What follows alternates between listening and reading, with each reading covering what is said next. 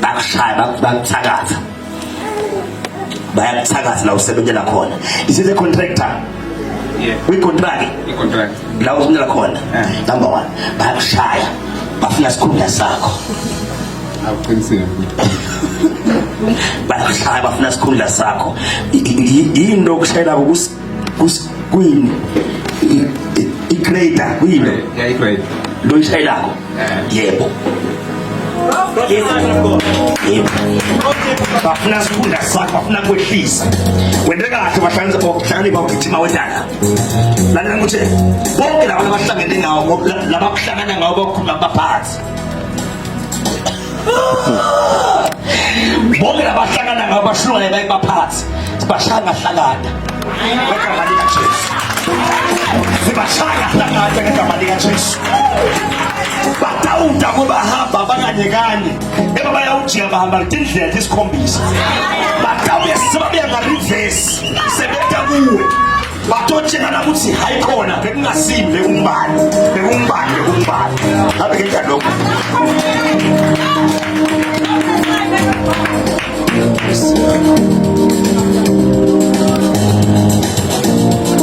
babe siyakudiliva namuhla siyakukhulula namuhla utawuhamba uyothatha umfati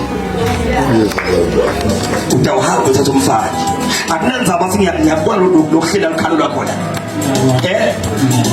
kunjani lukhalo lwakhona angome ngiyakubona lukhalo lwakhona but lolukhalo kuyawusebenza kanjani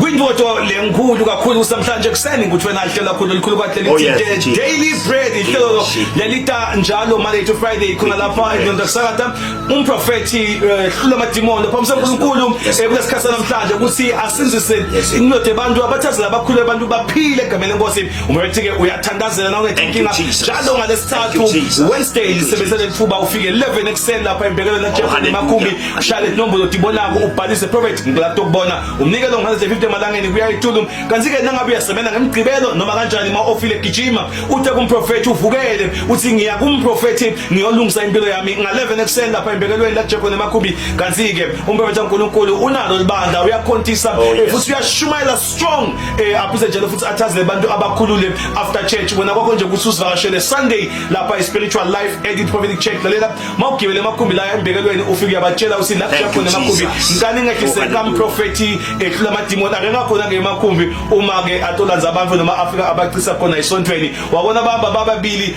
ulahlile manje wabona baba baningi ngikhona lapha ufike uyangena prophet ngicela uvuse naba babukeli nabaleli emakhaya usiphe bosami leave lesikhathi Molay, thank you very much my brother. Sibonga kakhulu ukuhlasana nembukeli ekhaya egameni lika Jesu lehlelo likhulu kakhulu lithi The Daily Bread egameni lika Jesu Kristu. Ungibona usebhasini eqingweni lakho, ungibona office lakho ku laptop yakho, ungibona usebhedeni usangavumi. You just browsing through your phone. Engoba sanyakada hlala khona lapho. Sokhona umprofeti egameni lika Jesu Kristu. Sesibhedlela phezulu ushisako. Tinhlungu yethifa tikhona kepha ngoba sanyaka naku umprofeti sokhona nedivile mandla lokukhuthatha egameni lika Jesu Kristu. Molay, asebe sisathakuta my brothers sisters ngene uNkulunkulu egameni lika Jesu Kristu ngithi angikhulume nembuke lapha ekhaya ngithi mbukelo wami egameni lenkosi namhla ngutshele emagama ngithi mhlawumbe impilo soyizamile uyigwedla nzima egameni lenkosi ingaphumeleli akulungilutho empilweni yakho uthi khanzi ungathi usehluleki egameni lika Jesu abantu sebahlekisa ngawe bakhomba ngenhloko babekisa ngawe egameni lenkosi babekisa ngemndeni wakini egameni lenkosi kuthi lapha ngalolututhu lapha kandlungane egameni lika Jesu lapha kuphumeleli lutho egameni lenkosi kepha namuhla lapha ngithi angisho ukuthi basho nokuthi awu lapha kwavele kwavala ngehlahla egameni lenkosi akuyoze kwangena moto akuyongena ini akuyongena ingoma egameni lenkosi bonke bakhona bahlupheka egameni lenkosi kepha namhla ngithi angene ngamagama moloye ekuseni ngisho ngikhumbuza umuntu lapha ekhaya ngithi he must rise today and refuse to be called a failure ngithi lapha ekhaya la khona sobo sami egameni lenkosi angikwazi ukuthi sohlupheka for how long egameni lenkosi kepha namuhla ngithi iNkulunkulu akadingi umnyaka ushintsha impilo yomuntu but a minute egameni lenkosi akayiguqula impilo yakho egameni lika Jesu Kristu. Rise up and say from today we are I refuse to be called a failure Jesu Kristu. I refuse to be called a failure. Moloi my brother ngicela ukuthi osifundzele live la uNkulunkulu encwadzini yabaseRoma chapter number 8 verse number 37 egameni lenkosi. Kuba seRoma chapter 8 verse number 37 ufundeka kanjena. Kepha kuko konke lokhu siyanqoba nekunqoba ngaye lo wasithanza. Uthi lo mbhali noma sekwenteke konke noma umndeni wakho uhluphekile wadiwa nenhlupheko egameni lenkosi noma mhlawumbe wadiwa ngokuthi awukafunzi egameni lenkosi noma mhlawumbe wadiwa ukuthi uqoshiwe wamuye emendweni egameni lenkosi noma mhlawumbe wadiwa ukuthi wena vele uyahlupheka wena vele umsebenzi awutholi egameni lika Jesu namhla sithole amagama la uthi lo mbhali baseRoma kepha kuko konke uzombhali kuyo yonke lenhlupheko yakho kuyo yonke le rejection yakho kuko konke lokwehluleka kwakho egameni lika Jesu uthi lo mbhali akunandzaba ukuthi uke waliwe itolo egameni lenkosi ubuye emendweni egameni uzombhali kepha kuko konke lokho uthi siyanqoba Kristu losinisako ngoba kunemandla lakhona egameni lenkosi lamandla esinqoba ngawo akusiyo amandla noma tikhwepha tethu kepha ngemandla esiwathola ngekuta kuJesu egameni lika Jesu waseNazaretha uthi lo mbhali kuyo yonke lenhlupheko yonke lokwaliwa kwakho uthi siyanqoba nenqoba naKristu losiqinisako egameni lika Jesu akusho amagama nithi the enemy egameni lika Jesu Kristu uzama ngayo indlela egameni lika Jesu ukuthi abeke tonke tinto empilweni yethu egameni lika Jesu akutshele ukuthi wena you are useless egameni lenkosi akutshele ukuthi wena you are rejected egameni lenkosi akutshele ukuthi wena Nkosi yami vele ukuthi ukuhamba kahle empilweni yakho kepha namhlanje sithi rise up and declare ukuthi I refuse to be called a failure because uNkulunkulu akazange adale sehluleke empilweni yakho but he created a victor egameni lika Jesu nasapheka ngabe uyasho ukuthi my name is Victor egameni lika Jesu uthi my name is Victor I am victorious in the name of Jesus Christ simakatha kazange kuyo adale sehluleke pha he created a conqueror egameni lika Jesu wadala umnqobi egameni lenkosi lombhali uthi you are not just a conqueror but you are more than a conqueror egameni lika Jesu angutshela indzaba ngithi asuwesaba tethembe wena ungetulu kwabanqobi egameni lika Jesu bathasta batiwako bayibhelithi ungetulu kwabo egameni lika Jesu tinyanga telithungo ibhayibhelithi lamhla ungetulu kwabo tigebengu telithungo ebhalithi ibhayibheli ungetulu kwabo egameni lika Jesu rise up lamhla I am more than a conqueror egameni lika Jesu Kristu refuse to be called a failure say I shall fail no more say I'm not the tail but I'm in the head egameni lika Jesu Kristu angutshela indzaba ngithi prosperity is coming your way in the name of Jesus Christ. Nkosi yami ngisho ukuthi you are not defined by your past. No. Na ubuya khona kusho ukuthi utophila njani kusasa egameni lika Jesu ngolo by brother usifundzele encwadzini yabaseKorinte besibili chapter 5 verse number 17 egameni lika Jesu Kristu. 2 Corinthians chapter 5 verse number 17 kanjena yes kuvuza njena ngakho ke nangabe umuntu akuKristu usidala lesisha tinto letinzala setendlulile yes Lord konke sekwentiwe ekwaba kusha angishamagama sihlobo sami ekhaya mhlawumbe labanye sebakwathi ukuthi usehluleki bathi ukuthi tolo wena bosoni egameni lika Jesu Kristu waseNazaretha ngithi angishama ukuthi magama ngithi lapha your mistakes do not define your destiny egameni lika Jesu Kristu emaphutha akho ayitolo awakutshela ukuthi utaba yini kusasa only if uphenduka usonzela kuJesu egameni lika Jesu waseNazaretha uzombhala lapha noma ngabe bewusoni itolo lapha losaka uKristu sidalo lesisha uthi waqala kwesekuyendlula sekuvela lokusha egameni lika Jesu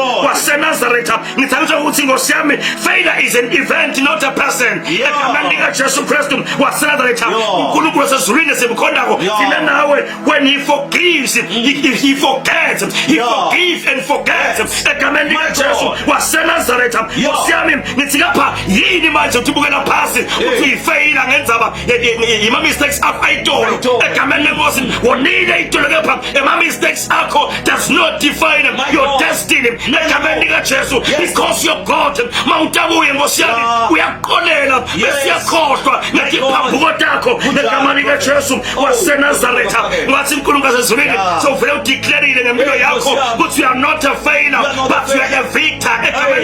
You are victorious in the name of Jesus. Then Bible in the book of Jeremiah chapter number 29 verse number 11, for I know the plans that I have for you are plans to prosper you and your future. So declares the Lord.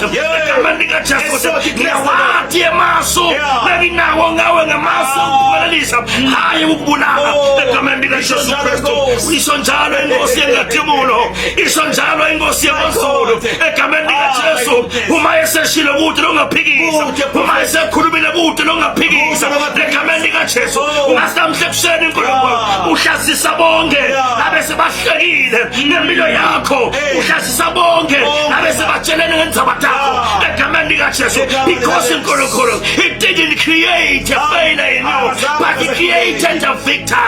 He created a conqueror. In the name of Jesus Christ, now corner, rise up and walk tall, walk confidence, believe in yourself, believe in the God that you serve. You are not a failure. Stand up, rise again, rise again, and declare this word upon your life, and say, I refuse to be labeled a failure. I refuse to be called a failure. Listen here, you are not a failure. You shall make it. I'm prophetic to you, shall make it. You shall prosper, you shall succeed. I'm prophet.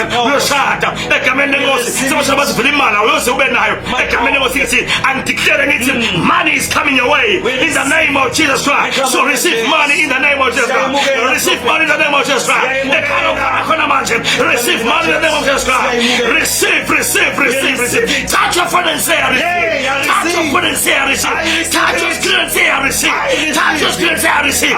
In the name of Jesus Christ. So shall it be. Only if you believe in the mighty name of Jesus Christ. Now kuna pastor wasamekhaliti. Now mhlebisana mkhulekele usakuma uthi usomagama uthi angisise khuleke pha ngituluke banqobi.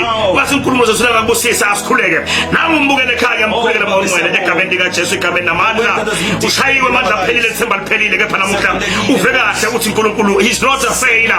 Egameni lika Jesu Kristu asavuka phasi athemba wena themba live lakho uqinise umphe amandla umphe sibindi aphakame kwathi uNkulunkulu uphilako ubise ithemba kuye egameni nange umbukele ekhaya uphethe inzambo etibulala kepha namhlungathi ithemba liyabuya jika uyekhaya awukapheli ngawe egameni lika Jesu Kristu wathi uNkulunkulu ezulwini ungamphatha umbuso umqinise egameni lika Jesu Kristu waseNazaretha.